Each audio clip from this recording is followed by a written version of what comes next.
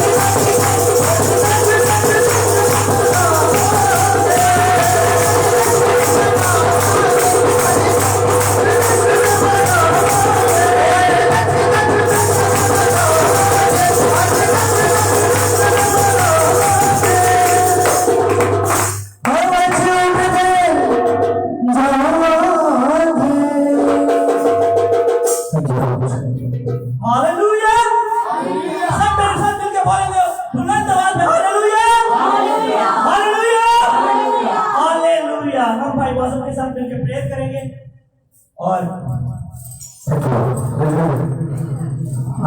अपने आप को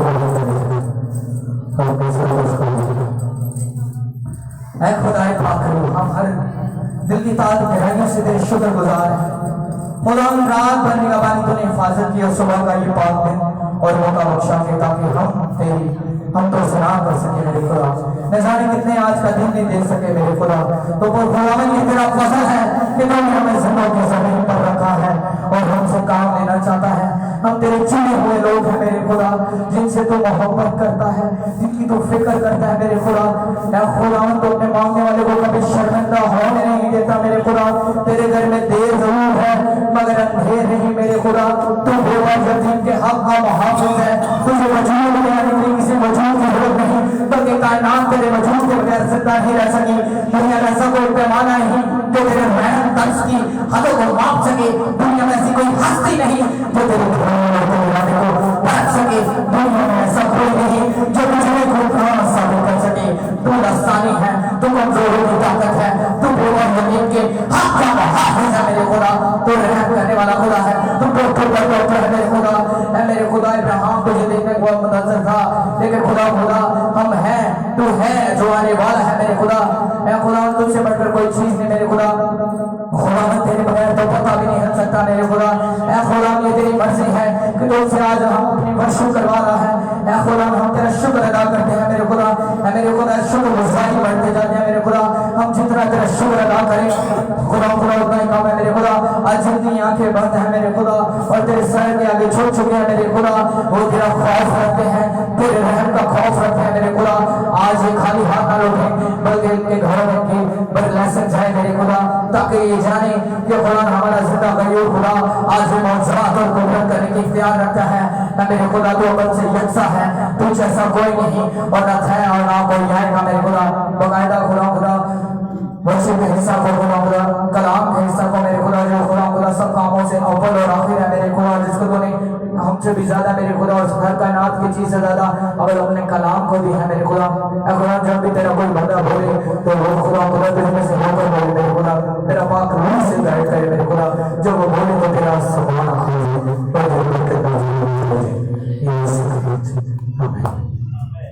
आमीन आमीन आमीन। अब भाई रोहित के साथ मिलकर प्रस्तुत करेंगे। और जैसा कि आप सब जानते हैं कि आज हमारा आमद का दूसरा इतवार है, तो भाई रोहित से हम रिक्वेस्ट करेंगे तो सारे क्रिसमस से जो रिलेटेड गीत है वो सारे वही गाए, और जो वो गाए तो सबको भी आते हो।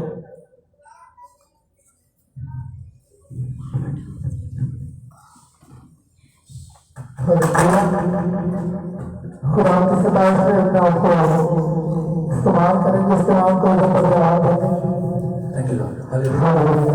आप सब तशरीफ रखें, बैठ जाएं। खुदा की सिफारिश से बोलेंगे, गीत गाएंगे।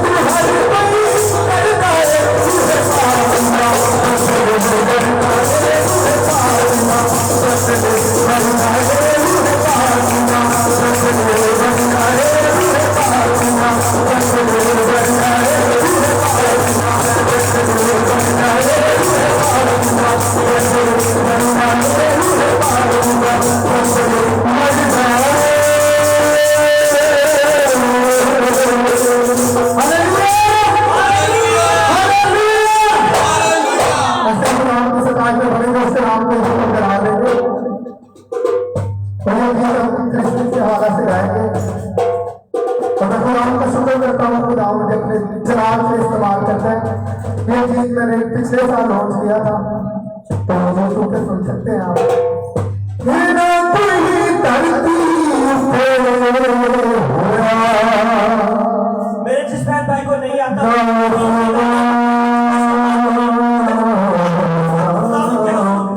उसके लिए आए हैं, उसको प्रस्तुत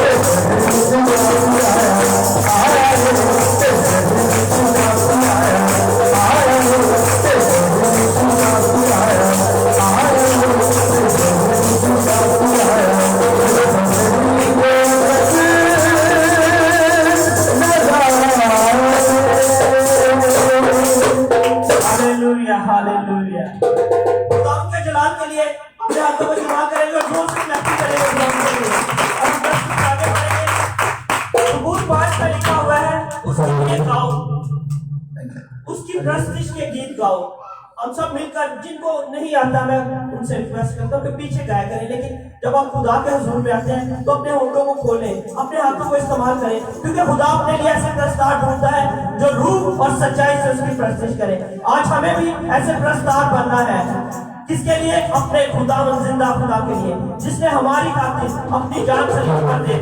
उससे ऐसा प्यार ना कोई कर सकता है और ना कोई करेगा। Hallelujah, hallelujah, hallelujah.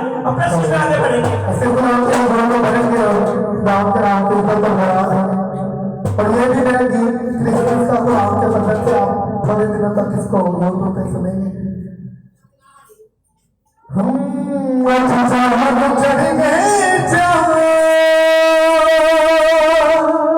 बहुत से लोगों को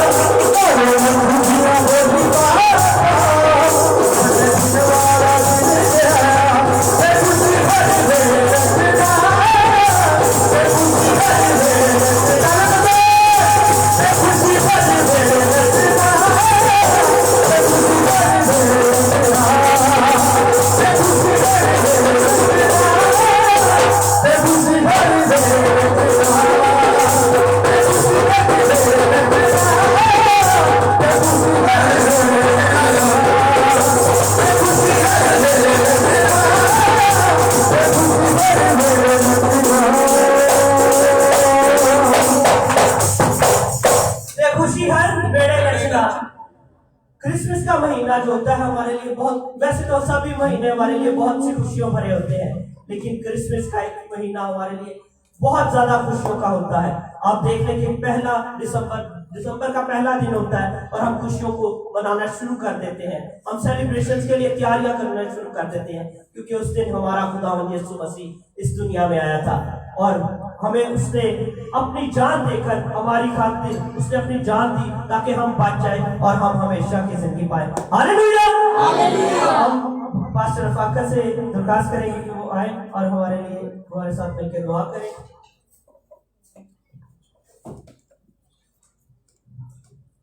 हालेलुया।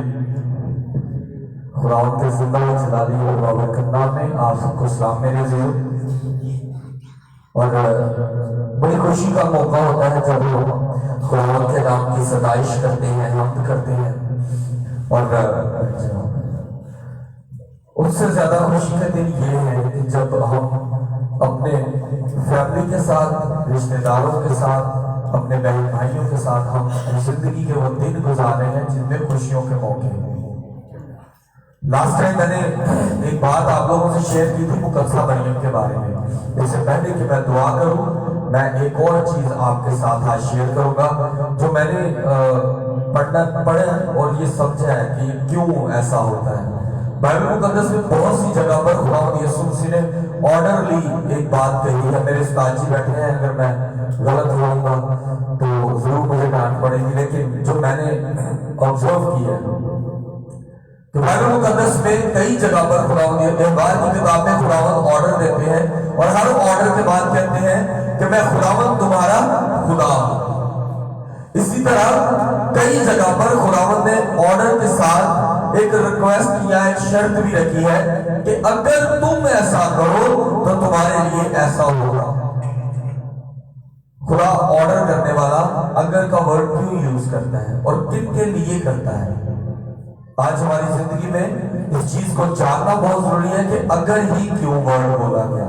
खुदावंद जिस तरह इबार की किताब में बात करते हैं, इस तरह बाकी किताबों में भी वो हमें ऑर्डर देकर बात करते हैं, लेकिन ऐसा क्यों कि अगर का वर्ड यूज हुआ।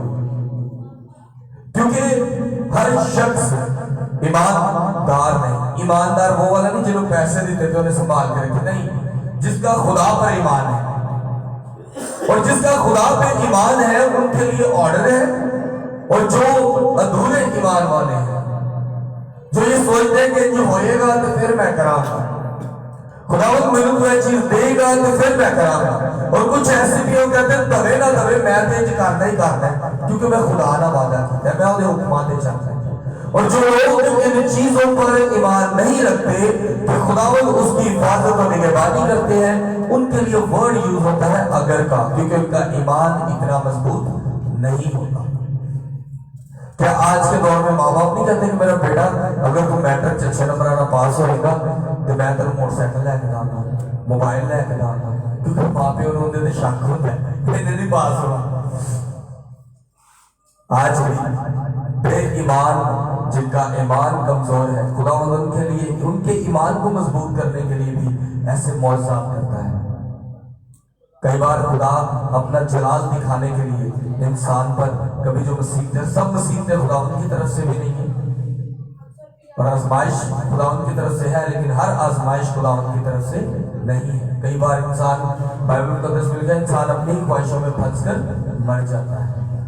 तो बात ये कहना कि मुझ पर खुदा ने किया है तो इट्स रॉन्ग, हमें ऐसा नहीं करना चाहिए, क्योंकि आज हमें ये जानना है कि हमारे लिए कौन सा वर्ड यूज होगा, अगर का या ऑर्डर का। जिनके लिए ऑर्डर के लफ्ज यूज होते हैं वो नबी कहलाते हैं बाइबल मुकद्दस के मुताबिक। तो जिनको उसने कहा कि जा अपना अब्राहम मुझे कुर्बानी चाहिए, कहते उन्होंने दिता अपने टाइम ना, अपनी मर्जी ना, फिर क्या चुप थे जाके कुर्बानी दे दिया। उनके लिए ऑर्डर थे क्योंकि उनके ईमान मजबूत थे। आज हमारे ईमान मजबूत नहीं है, खुदावंद हमें शर्तें लगा देता है कि अगर मेरी बेटी, अगर मेरा बेटा तू ऐसा करेगा तो तेरे साथ ऐसा होगा। मैं ये सोचता हूँ कि बाइबल मुकद्दस के मुताबिक जो मजबूत मसीही हैं, जितने भी मजबूत मसीही सवाए लाजर के, जो मैं नोट कर चुका हूँ, मैंने कई दफा इस चीज को जब भी पढ़ा है तो या सर्च किया या नेट पर सर्च करता हूँ, तो बाइबल में सवाए लाजर के मैंने कोई गरीब जो है ना वो नबी नहीं देखा, क्योंकि खुदावंद ने लाजर से अपना जलाल दिखाना था, इसलिए उसको गरीब पैदा किया था। लेकिन बाकी तमाम नबी जो थे वो खुदावंद के मजबूत नबी थे। इब्राहिम भी एक कबीले का मालिक था। इस तरह जितने भी नबी थे, जिसको कुएं में फेंक दिया वो भी बादशाह ही बना।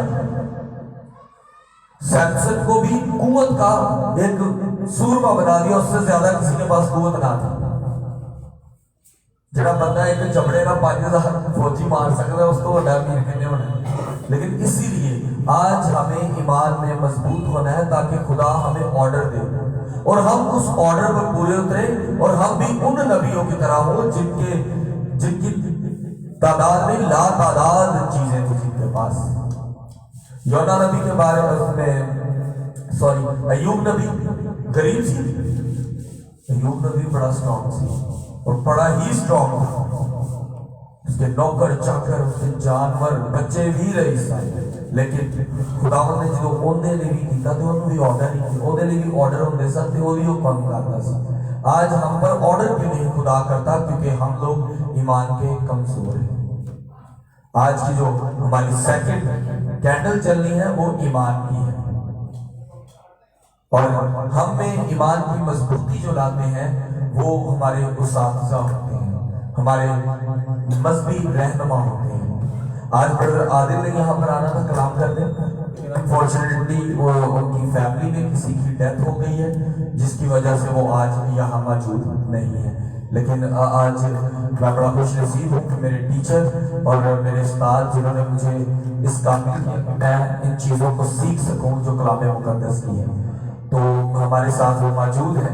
इससे पहले कि हम दुआ करें तो मैं चाहूँगा कि जो ईमान की सेकंड कैंडल है, हमारे माजरत के साथ के ना हमने वो जो मोटी वाली कैंडल होती है वो काफ़ी ढूंढी, हमें मिली नहीं, तो जो मिली है वो भी जल्दी से ख़त्म होगी। तो मैंने इसलिए छोटी गुड़िया ने इसको मौसम भाई ने ऑफ करवा दिया था। मैं चाहूँगा कि जो हमारी ईमान की कैंडल है वो ब्रदर इसके हाथों से चलवाए, क्योंकि उस्ताद होते हैं जो हमारे ईमान को मजबूत करते हैं। हम जैसे गुनहगारों को खुदावंद के कलाम की वो तालीम देते हैं जिससे हमारी जिंदगी में एक नई लौ चलती है और हम दूसरों के लिए रोशनी का बायस बनते हैं। इसके को बुलाएंगे आपकी जोरदार तालियों में और मैं चाहूंगा ऊपर और बड़े शुक्रगुजार हैं भाई हिस्कियल को। और आज का कलाम भी मैं चाहूंगा कि भाई हिस्कियल ऊपर ही आ जाए और हम सब अपनी आंखों को बंद करेंगे, कलाम के लिए दुआ करेंगे। मेरी बात को समझ गए आप तो? कि हमें वो नहीं बनना जिसके लिए अगर का वर्ड यूज हो, हमें खुदा के वो फर्जंद और वो बेटे बेटियां बनना है जिनके लिए ऑर्डरली यूज हो, क्योंकि ऑर्डर जिसमें होता है उस पर खुदा इख्तियार भी पूरा रखता है। हम सब अपनी आंखों को बंद करेंगे। और जिंदा खुदावंद आसमान और जमीन के खालिक और मालिक, मैं तेरे हुजूर झुकता हूँ और खुदावंद आज हमारे ईमान को मजबूत करना, आज का कलाम मेरे लिए हो, हर एक रूह जान के लिए हो।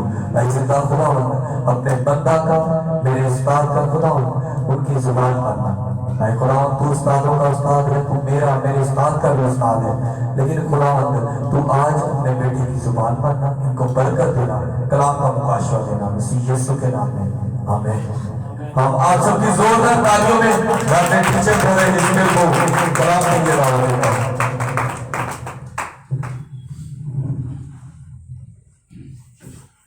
मसीह यीशु के नाम में सबको सलाम। बहुत ही अच्छी और खूबसूरत आप सबने और अच्छा है कि खुदा के हुजूर में दिल से गाते और बजाते रहे। जब हम परस्तिश करते हैं या दुआ करते हैं तो हम अपनी बात खुदा तक पहुंचाते हैं, लेकिन जब कलाम होता है तो खुदा भी हमें रिप्लाई करता है, खुदा भी हमसे बात करता है। तो जिस तरह आपने दुआएं की या परस्तिश की, यकीनन खुदा ने आपकी सुनी। अब वक्त है कि हम भी पूरी तवज्जो के साथ अपने खुदा की बात को सुने।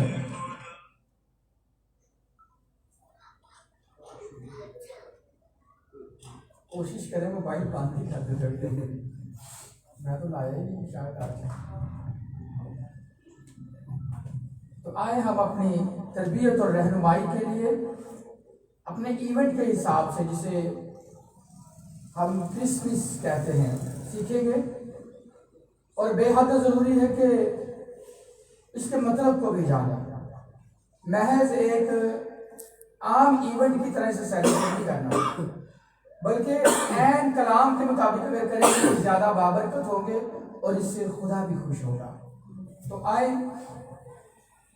अपनी तरबियत और रहनुमाई के लिए खुदा के कलाम में से देखेंगे मत्ती रसूल की मार्फत लिखी गई अंजील, उसका 2 बाब और पहली 2 आयत। मुकद्दस कलाम हक का पढ़ना शुरू करते हैं मसीह यीशु के नाम से, आमीन। जब यीशु हेरोदिस बादशाह के जमाना में यहूदिया के बैतलहम में पैदा हुआ तो देखो कई मजूसी पूरब से यरूशलेम में ये कहते हुए आए कि यहूदियों का बादशाह जो पैदा हुआ है वो कहाँ है, क्योंकि पूरब में उसका सितारा देखकर हम उसे सजदा करने आए हैं। कलाम हक का पढ़ा और सुना जाना खुदा उनकी बरकत हो। खुदा उनका शुक्र हो। Praise the Lord.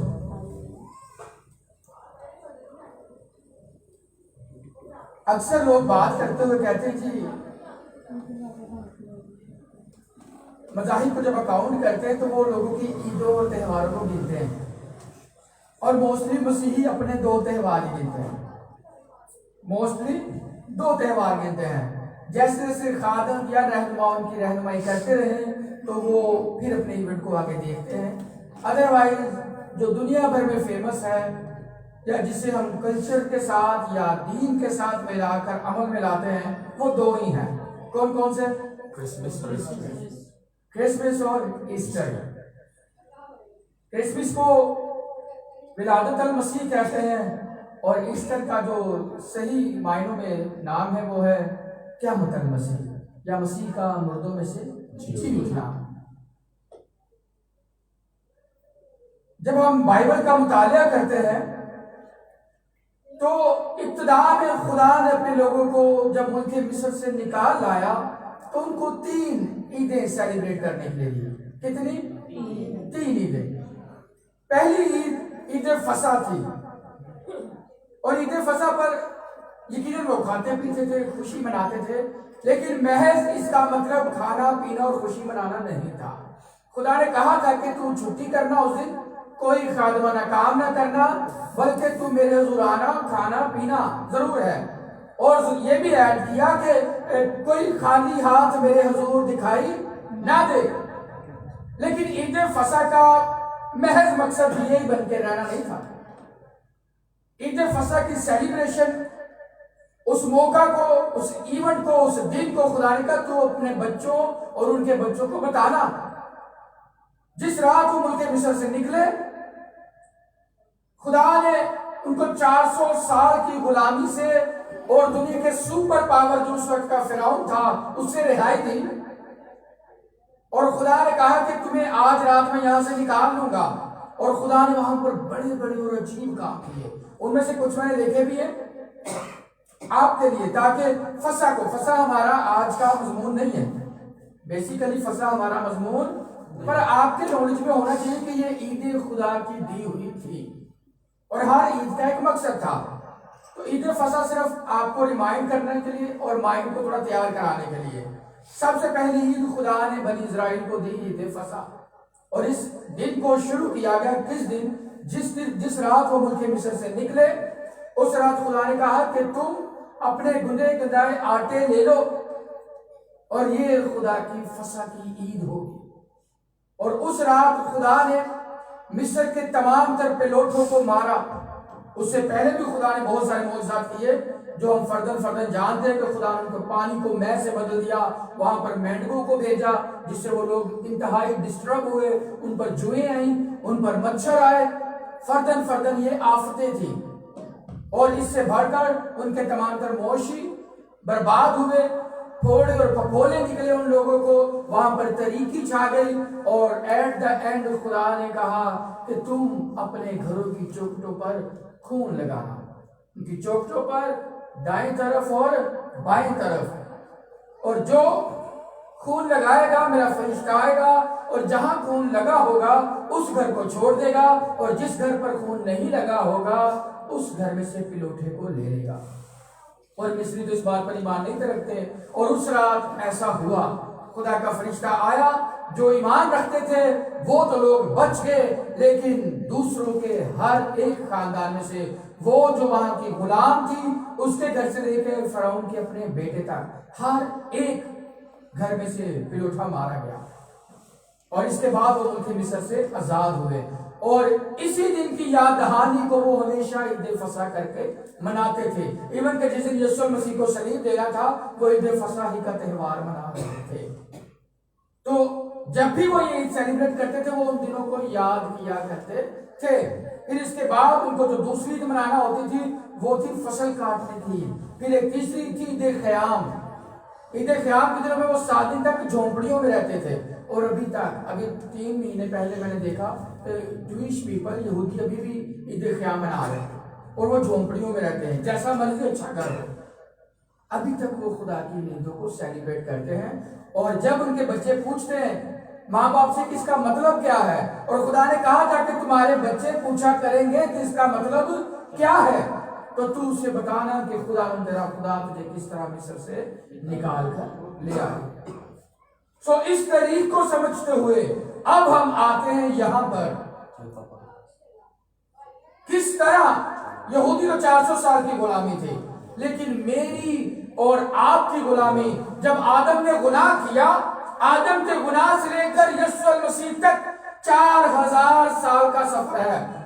कितनी देर का सफर है? 4000 साल का सफर है बाइबल के मुताबिक। इजरायली कितनी देर तक? 400 साल तक मिस्र की गुलामी में रहे, और आज हजारों साल गुजरने के बाद भी वो ईद फसा मनाते हैं और अपनी नस्लों को और उनकी नस्लों को बताते हैं कि खुदा ने हमारे लिए कैसे बड़े बड़े काम किए। खुदा ने हमारी खातिर उत्तम और बड़े आला दुश्मनों को अपनी कुदरत के साथ, और कुदरत के वो अनासर जिन्हें आज आप मामूली सा समझते हैं, मक्खी और मच्छर, उनके जरिए से उस फिरौन को मारा। फिरौन तंग आ गया था। मच्छर क्या करता है?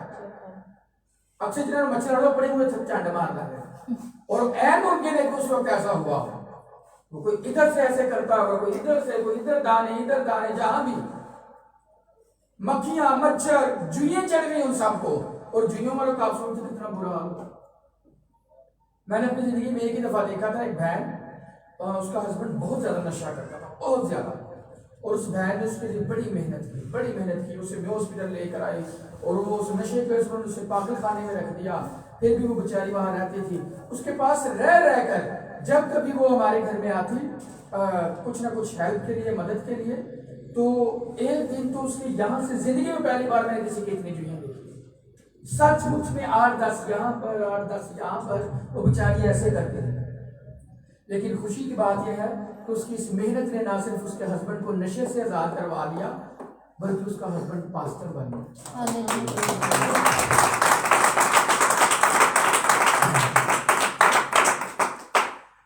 वो शाहबाग के रहने वाले हैं, उनका नाम पास्टर परवेज है, लेकिन अभी वो इस दुनिया में नहीं है, पर उनकी मिसेज आज भी जिंदा है। शाहबाग आमर रोड के ताज पार्क कहते हैं उसे, स्टेशन की बैक साइड पर। लेकिन ये जुइयों से मुझे याद आया कि इतना बुरा आलम होता है, देखने वाले को भी अजीब सा लगता है। और हम सब कहीं ना कहीं एक्सपीरियंस रखते हैं, ये तो जुआ दान करने की हाल होता है। हमें तो चलो सरसरी तौर पर पड़ती, उनको खुदा की तरफ से लानत थी। पता नहीं उस दौर से भी करती हुई होंगी सी एंटी लाइट शैम्पू था कि नहीं, हो भी लोग किनिया का मारेंगे, और पता नहीं उनके पास ये तरीका भी था कि नहीं कि नाखून से मारने, और अगर मारते भी तो एक मारते 10,000 और आते। वो तंग आ गए थे, जब तंग आ गए कुछ ना कर सके, उनका जादू कुछ ना कर सका, फिर आकर खुदा से माफी मांगी कि सानू बचा, और खुदा ने उनका ये हाल किया।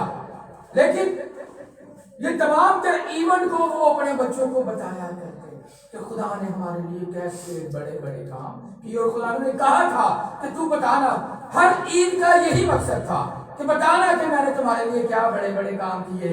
मिस्र में इजराइली कितनी देर तक गुलाम रहे? 400 साल तक।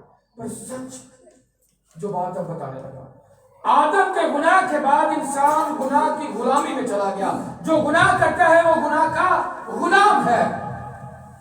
और मेरे और आपके खुदावंद यीशु ने पैदा होकर 4000 साल बाद आपको गुनाह की गुलामी से निकाला।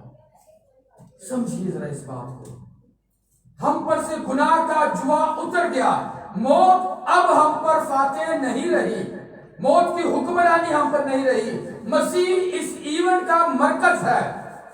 उनके पास मूसा आया और उनकी नजात बना, लेकिन मेरे और आप और कुल जहां के लिए यीशु मसीह आया। और जब यीशु मसीह आया तो यहाँ पर बहुत सारे हैपेंस हुए, उनमें से चंद एक हम देखेंगे। अबलीस कभी नहीं चाहता कि हम सच्चाई तक पहुंचे। अबलीस कभी नहीं चाहता कि हम सच्चाई तक पहुंचे, और उसे पता है कि अगर इस सच्चाई को जानेंगे तो ये आजाद हो जाएंगे।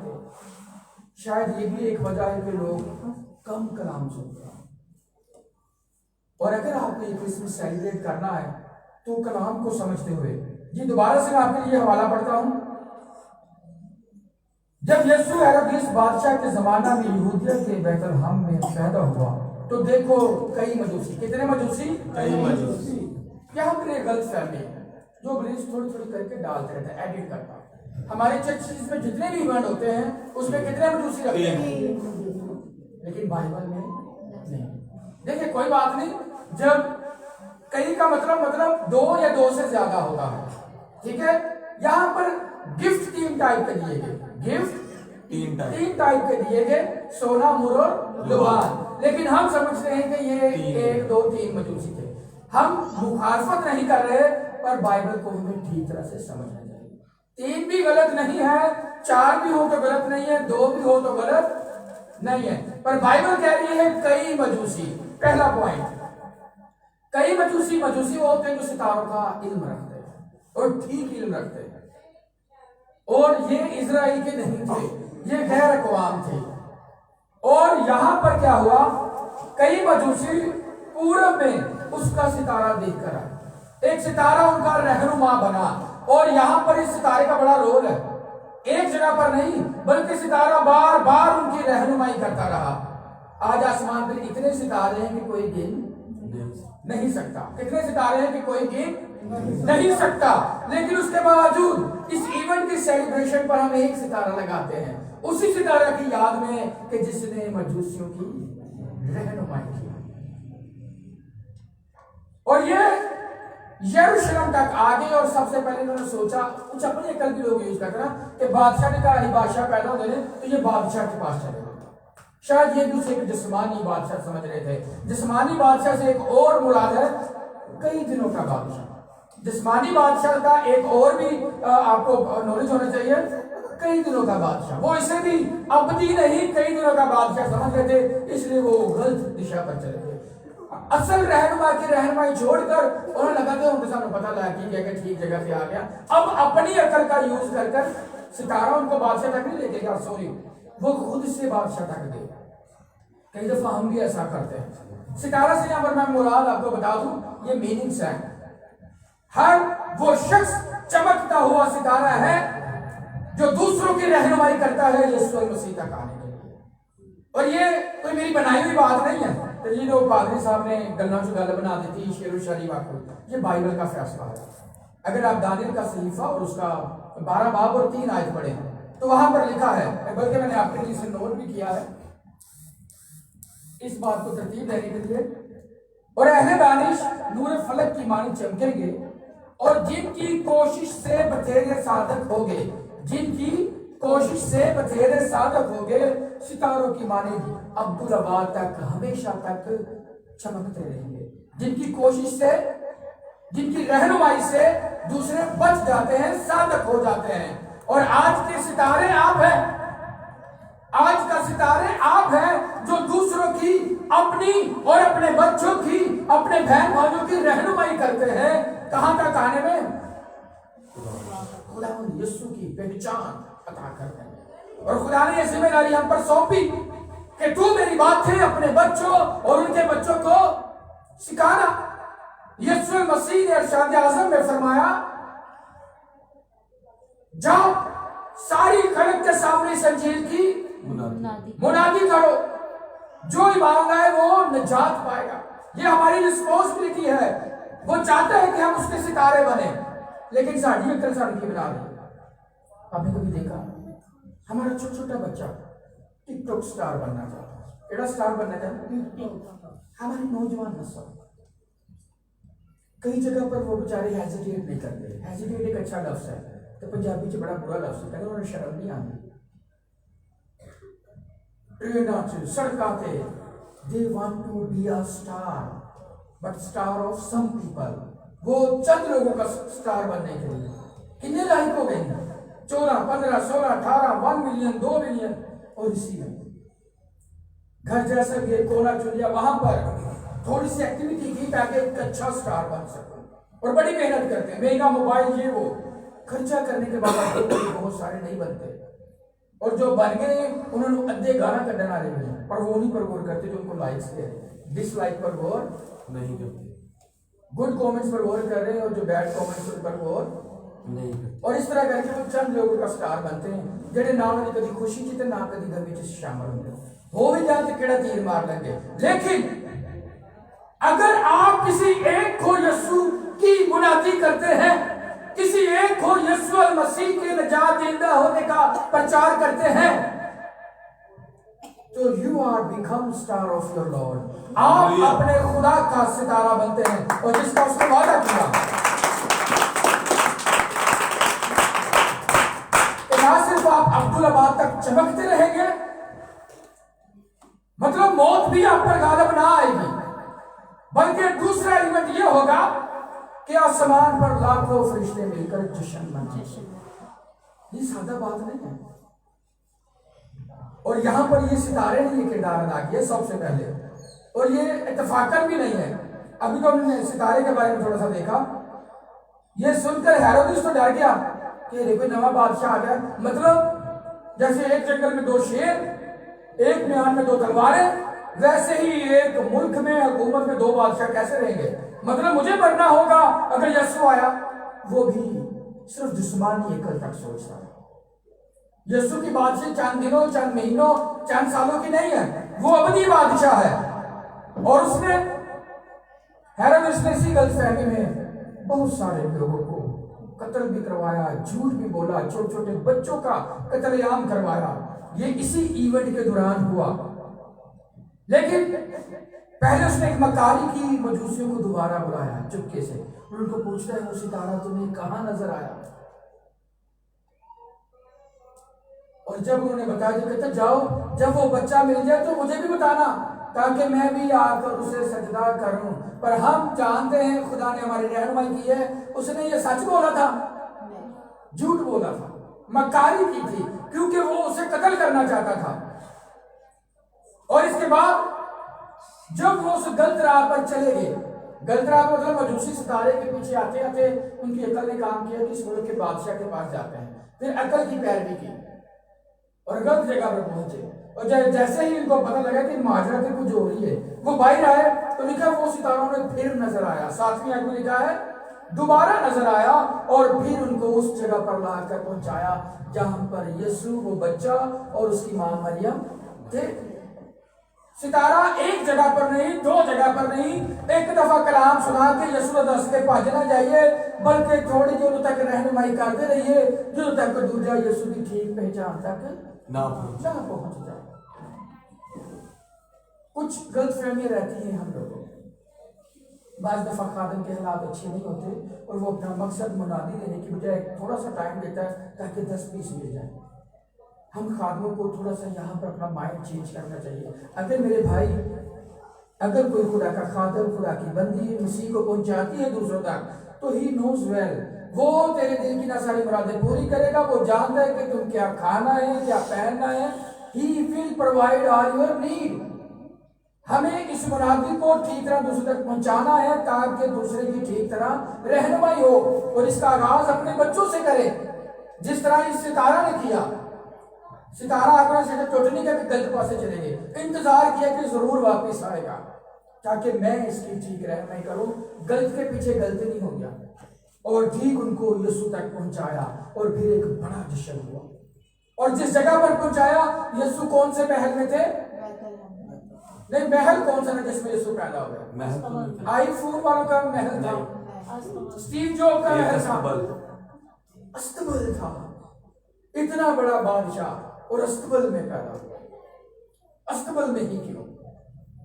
अस्तबल होता क्या? छोटे बच्चों को भी जरा पता लगना चाहिए। जहां पर जानवर रखते ना, थोड़ी जी खुरली जी बनी होती है। खुरली वैसे बेसिकली जिसमें वो खाते हैं उसे कहते हैं, पर हम उसके घर को भी वही कहते हैं। उसके अंदर होता क्या है? मेन अगर देखें, यहाँ पर तो लाइट, फैन, डेकोरेशन है, फैन है, मैनी थिंग्स। उसमें क्या होता था? सिर्फ अंधेरा, बल्ब होते नहीं सुनते, टोर्च होते नहीं सी जलाते कि जानवर की लात मार के आगे ना ला दें। ऐसा होता है, उधर आग नहीं जलाती, तरीकी रहती थी। और वहां पर यूरन होता था, बदबू होती थी। जानवर तो पैन पर नहीं ना लाते थे, जानवर पैन पर नहीं लगाते थे। तो मतलब जहां पर जिस कमरे में वो हैं वहां पर बदबू है, वहां पर गंदगी है। तो उधर ये दौर से जाहिर हम जानते हैं कि गोबर में से कोई अच्छी स्मेल, कोई भी उसे लाइट नहीं करता। जहां पर गोबर हो कोई लाइट नहीं करता, और उस वक्त में कोई धुलाई का भी अच्छा सिस्टम नहीं था। तो बादशाह कहाँ पर पैदा हुआ? जहां पर खुरली है, गंदगी है, और सही मायनों में बोले तो हैवानियत है वहां पर। शायद उस वक्त या आज के हिसाब से भी दुनिया की सबसे गंदी जगह। ये किसे प्रेजेंट करती है? जैसे हमने देखा कि सितारा किसे प्रेजेंट करता है? रहनुमा को। सितारा क्या है? रहनुमा। चरनी क्या है? एक गुनाहगार इंसान, मैं और आप। अब देखिए, ये चरनी पड़ी है और ये गुनाहगार इंसान। चरनी के अंदर हैवान है, गुनाहगार के अंदर भी हैवानियत है। चरनी बदबू और गंदगी से भरी है, एक गुनाहगार इंसान जो खुदा से दूर, तरह तरह की बदबू, नशा, बदख्याली, बदफेली, बद सोच, बद किरदारी से भरा हुआ है, हरामकारी से भरा हुआ है। जिस तरह चरनी के अंदर, अस्तबल के अंदर जानवर राज कर रहे हैं, उसी तरह इसके अंदर भी एक इब्लीस, हैवान और हैवानियत राज कर रही है। ये कोई बेटा है या बेटी है, लड़का है, नौजवान है, बुजुर्ग है, बच्चा है, अगर वो यीशु को नहीं जानता तो उसकी जिंदगी हैवानियत और बदबू और गंदगी से भरी हुई है, तरीकी से भरी हुई है। तरीकी कोई अच्छी चीज नहीं है, ये याद रखिएगा। और चरनी इस बात की निशानदेही करते हैं कि ये गुनाहगार इंसान है। और यीशु मसीह ने कहा कि तंदुरुस्त को, अच्छों को, गुड पीपल्स को तबीब की जरूरत नहीं है, बल्कि जरूरत है तो इस कमजोर और गलीज और हैवानियत से भरे हुए को। वो चरनी में आया और क्या हुआ, आसमान से रोशनियां चमकी, उसकी तरीकी खत्म हुई। जिस तरह अगर एक गुनाहगार के अंदर यीशु मसीह पैदा होता है तो हैवानियत वहां से जाती रहती है। कभी खालू की गवाही सुनेंगे ना तो वो बताएंगे, पहले मैं शराब पीना था, मैं चरस पीना था, मैं जेला में कटिया, हैवानियत थी ना। सो आप थोड़ा समझ रहे, मतलब ये मैं जानवरों को बुरा कह रहा हूं, लेकिन आप इतनी समझ रखते कि हम हैवानियत किस जुमरे में लफ्ज़ इस्तेमाल कर रहे हैं। और मोस्टली हम बोलते भी हैं, अगर कोई साडा नौजवान बेटा या बेटी, खासकर जो मर्द ही से ज्यादातर गलती होती है कसीरुल तादाद में, तो हम बोल देते तू तो हैवान ही बन गया, तेन शर्म ना है। हम तब भी हैवानियत का जुमला यूज करते हैं। तो आप समझ रहे हैं यहाँ पर चरनी है और यहाँ पर एक गुनाहगार आदमी, इसकी और इसकी हालत में कोई फर्क नहीं है। जिस तरह हैवान वहां से खा रहे हैं, यहाँ से इब्लीस और उसके मक्कार यहाँ से हैवानियत फैलाते हैं और हम इस्तेमाल करते हैं नशों के लिए, बदियों के लिए और गलत कामों के लिए, मतलब खुदा की मुखालफत के लिए। और ये नूर यहाँ पर नहीं उतरा, इसलिए ये तरीक है और बदबू से भरा कुछ भी नहीं यहाँ से निकलता। और जिस दिन यहाँ पर यीशु पैदा होता है, जिस तरह उस चरनी में पैदा हुआ, ना सिर्फ वहां पर आसमान से नूर चमका, उसके इर्द गिर्द आसमान से आई हुई फौज ने होशाना होशाना के गीत भी गाए। उस चरनी की अहमियत इतनी बढ़ गई कि दुनिया भर से कई मजूसी जो बादशाहों की तरह अहमियत रखते थे, अब वो मामूली नहीं रही। वहां पर सोना है, मुर है, कीमती लुबान है। सोना तो आज भी कीमती धात है, और सोना तो ऐसी चीज है जीप सिंह सारे कहनी नहीं चाहिए। मैं लोहारी में काम जब करता था तो रंग महल के अंदर नियारे होते थे, वो गार कटते होंगे ने सुनियारियां की कटते होंगे ने, क्योंकि गार दे विचों भी सोने के जर्रे निकलते।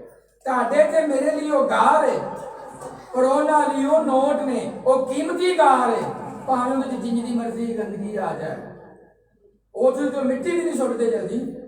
क्यों? कितने कोई सोने का जर्रा ना आ जाए। और अगर किसी भरा इतनी ज्यादा पैना नहीं होता कि अगर किसी भैन की वाली बाथरूम के डिग पवे, वो बगैर फिक्र करे हथ पा के कढ़ लेगी कि मेरी वाली कितने जानी नहीं थी। ये कीमती धात है, उसकी कदर हम जानते, तब हम किसी भी तरह की गंदगी की परवाह नहीं करते। और इस गंदगी में आसमान का खुदा उतर आया है ताकि इसे आइंदा से गंदा ना रहने दे। वहां पर खुशबू आई है। असि कह सकते भाई साहब चरनी प्याजी भी गंदी है, पर ਉਹਦੇ मतलब को तो समझो। असल जो चरनी की हालत साडी सी, वो ओंदे च नहीं, वो इंदे च पैदा होना चाह रहे। ठीक है जी,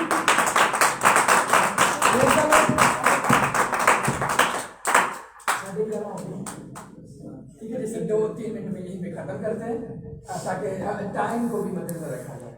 ठीक है जी, खुदा ने फजल दिया तो जिस तरह मजीद खादम आते रहेंगे हम सीखते रहेंगे। सो इसे बाकायदगी के साथ खत्म करते हैं यहाँ पर। सो आज जरूरत है, हमारी जितनी भी एज है, 5 साल, 10 साल, 15 साल, 20, 30, 40, जितनी भी एज है, जाहिर है हमने हर साल क्रिसमस सेलिब्रेट किया होगा, लेकिन वो क्रिसमस आपके और दुनिया के मुताबिक है। जब तक आपकी जिंदगी में यीशु मसीह नहीं पैदा हुआ, मेरी जिंदगी में यीशु मसीह पैदा नहीं हुआ, मुझे क्रिसमस सेलिब्रेट करने का कोई हक नहीं। कितने महंगे डेकोरेशन घरों में करें, महंगे से महंगे कपड़े पहने, गिफ्ट दें, ये सारी चालाकी और मक्कारियां हैं। जब तक आपकी जिंदगी में यीशु पैदा नहीं होता, तब तक आपका कोई क्रिसमस, और जिस दिन यीशु पैदा हो जाता है तब आपका हर रोज ही क्रिसमस है।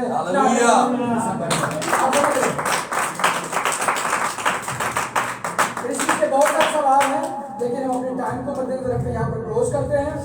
जैसे कि एक सवाल है, 25 दिसंबर से बाइबल च लिखा नहीं लिखा तो कि बंद कर देंगे ना मनाइए। हम अपने आई की लेवल से हमेशा बात करते हैं। दुनिया आज भी एक कैलेंडर से नहीं चल रही, दुनिया तानू भी फसाएगी तो हमेशा दीनदारों को भी फसाने की कोशिश कर रही है। अभी 3 कैलेंडर तो आपके घरों में चलते हैं, आपको पता नहीं कि इस्लामी कैलेंडर, एक इस्लामिक, एक पंजाबी और एक उमरी कैलेंडर भी बोलते हैं। जूइश का कैलेंडर अलग है, जूइश का कैलेंडर जो हम कैलेंडर चलाते हैं जूश का कैलेंडर नहीं है, यहूदी यानी यहूदियों का कैलेंडर आज भी लगा है। और एक और कन्फ्यूजन, हमें यीशु मसीह के पैदाइश के दिन को सेलिब्रेट तो करना ही है, और जब सारी कौम सारे कबीले किसी एक दिन पर एग्री तो ये अच्छी बात है। हमारे पास मौका आ जाता है कि अपनी नस्लों को बता सकें कि किस तरह 4000 साल की गुलामी ने, क्योंकि लिखा है आदम से लेकर मूसा तक मौत ने हुकूमत की, और किस तरह खुदा उनके बगैर हम अब्लीस के हाथों में थे, और जैसे यीशु मसीह आ गया उसने कुर्बानी पूरी दी, तो फिर लिखा मौत तेरा डंग और मौत फतह का लुकमा बन गई। खुदा इस कलाम की नसीहत से हम सबको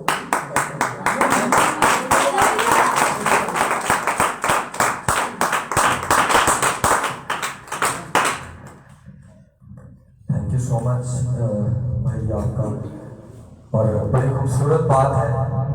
मैं एक बात और करता जाऊँ, जितनी देर तक इंसान मसीह को नहीं ना अपनाएगा उन्नी देर शॉर्टकट होगा, उन्नी देर खुरली जिहदे च जानवरां दी जगाली, उन्हां दे मूँह दा जूठा और बदबू और स्मैल रहती।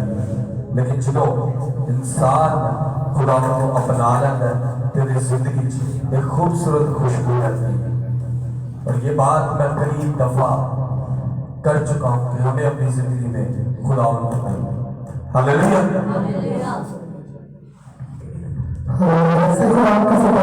आपको इस्तेमाल करेंगे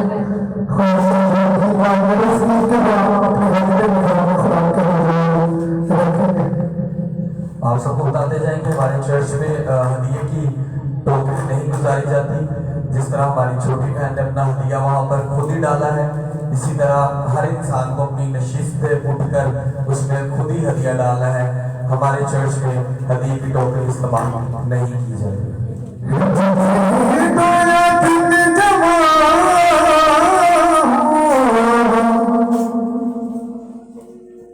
उठ